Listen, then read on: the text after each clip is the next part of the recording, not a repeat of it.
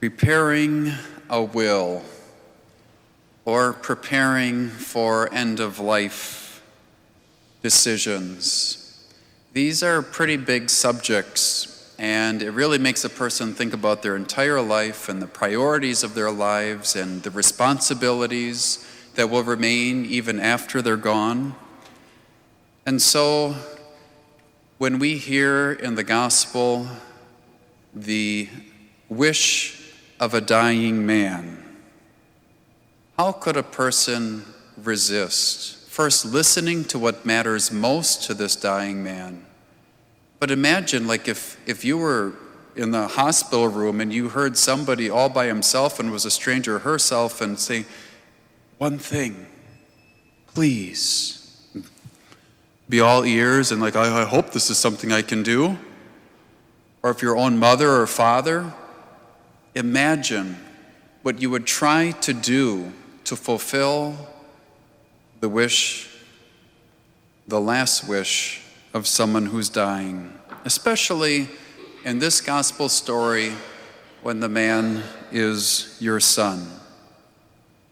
Since Jesus was being asphyxiated and could not support himself, almost every phrase that he uses are short sentences to be able to get it out.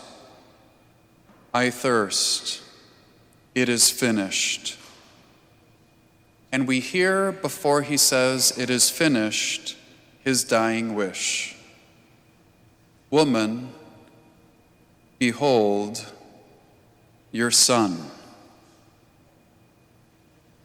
And that's kind of odd to call his, woman instead of like mother, mom.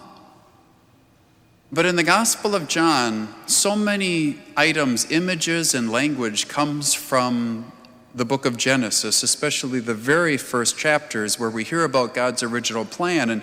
And sometimes we get a sense of God's plan even when the first man and woman, Adam and Eve, sinned. Adam and Eve, they stood beneath the tree of the knowledge of good and evil, and they made the wrong choice, even in their innocence and friendship with God. But we heard in the first reading that God is not going to give up on his kids. And so we hear that a day is going to come when the offspring of the serpent and the offspring of the woman are going to face each other, and the snake is going to try to nip at the heels, but the offspring of the woman is going to crush the serpent's head. Good news.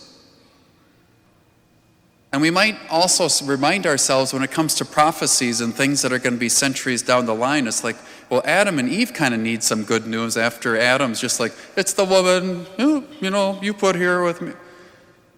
And maybe the good news is just the fact that at the very end we say here, the man called his wife Eve because she became the mother of all the living. Wow, they're still married? That's the good news for them.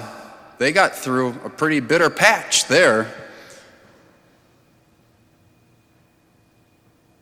So we hear in today's gospel a man and a woman who, if we can catch the imagery, are beneath a tree.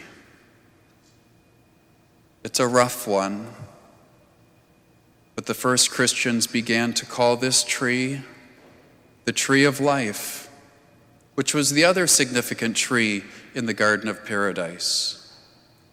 But the life from this tree, the fruit from this tree, is going to be the lifeblood of the one who hangs from it.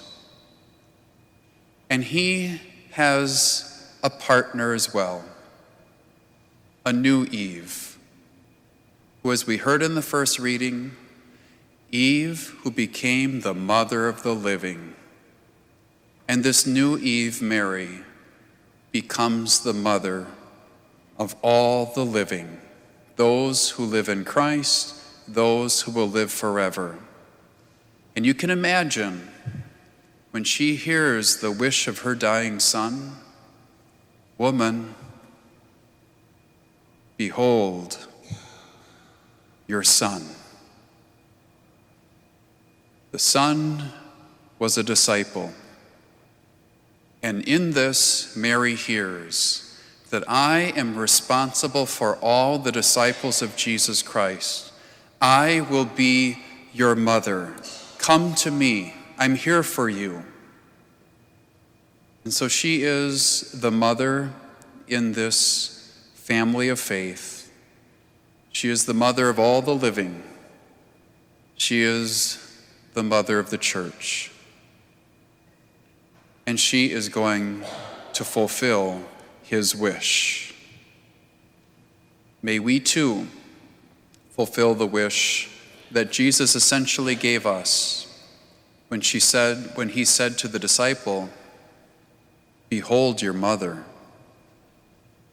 And so we have a responsibility to listen to the new Eve, our mother, and allow her to guide us in the ways of life.